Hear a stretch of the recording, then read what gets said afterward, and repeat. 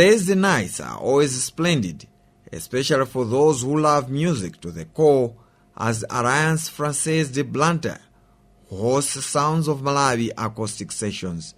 And so Thursday presented itself again to music enthusiasts as the venue, which has turned itself into an artistic hub, brought a showcase featuring Kukana Kubaka Sambwe Band, local girl Ketura, and Nep Sounds.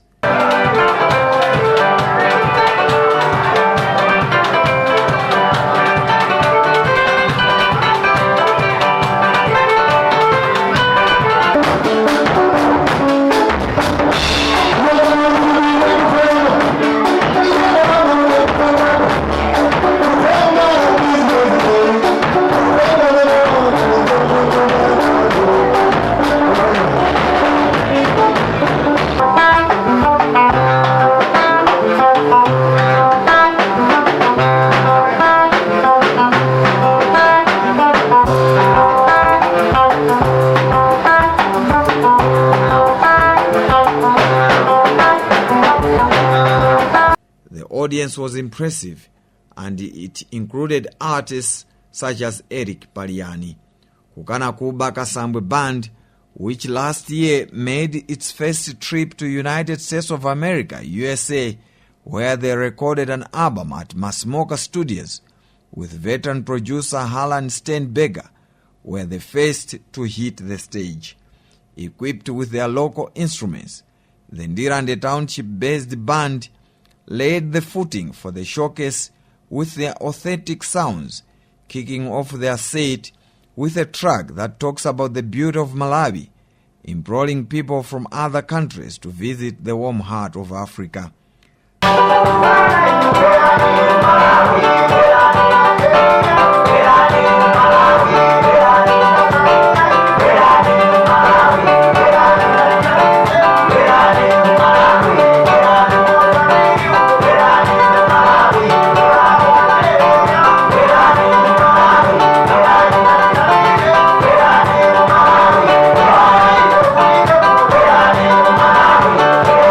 The trio of lead singer and guitarist Joseph Banda, banjo player Konzani Chikwata, and drummer Fastani Kennedy were joined on stage by a flute player who is a student from Ridley College. The audience could not hold it but take to the dance floor to enjoy the group's songs before they paved the way for Nep Sounds Band.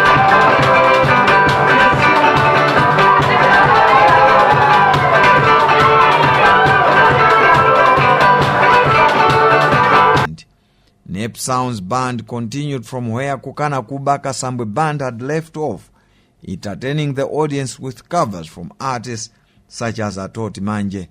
The group also took time out to remember iconic musician Stonard Lungu when it went on to dish out the track Mukanene.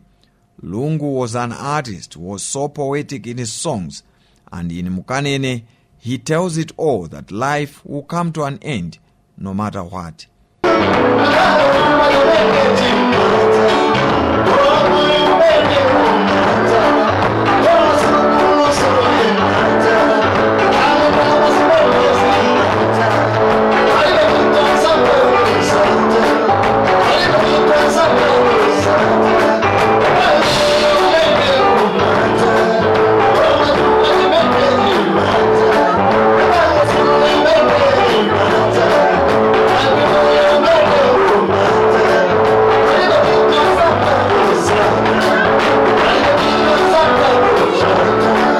After Nep Sounds came Ketura, who closed the curtain.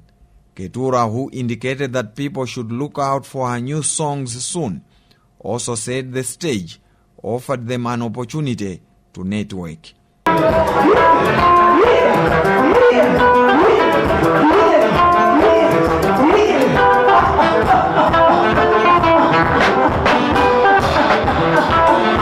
Okay, why now?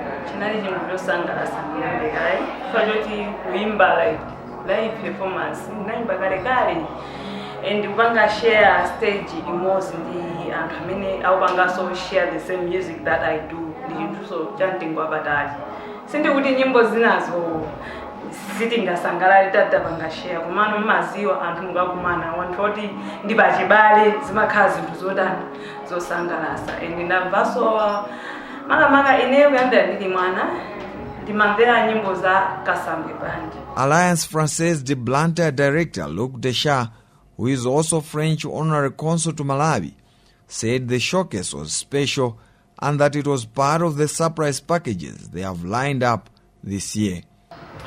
Beautiful evening with visitors from around the world, the Ridley College from Canada, who visited Jakarta School for a week and came tonight, including one of the students, a Chinese 15-year-old boy who studies at Ridley College, who played clarinet with the Kasambwe brothers, which was very beautiful. And apart from that, we had the full set from Kasambwe, which I think, and I'm sure people noticed that they've learned a lot of techniques even from their trip to the USA that we organized last year on improving crowd management, encouraging people to dance. It was beautiful set from Kasambwe, followed by Neb Sounds, which was very entertaining, very fun for the youth, but for everyone here, and with a bit of Congolese music as well, which was great. And to close the show, we had the local girl or the local queen, Ketura, was here. And I was watching Ketura, and I think she keeps on improving. Kukana kuba Kasambwe Band and Ketura have earned opportunities to go to United States of America through Sounds of Malawi Acoustic Session platform.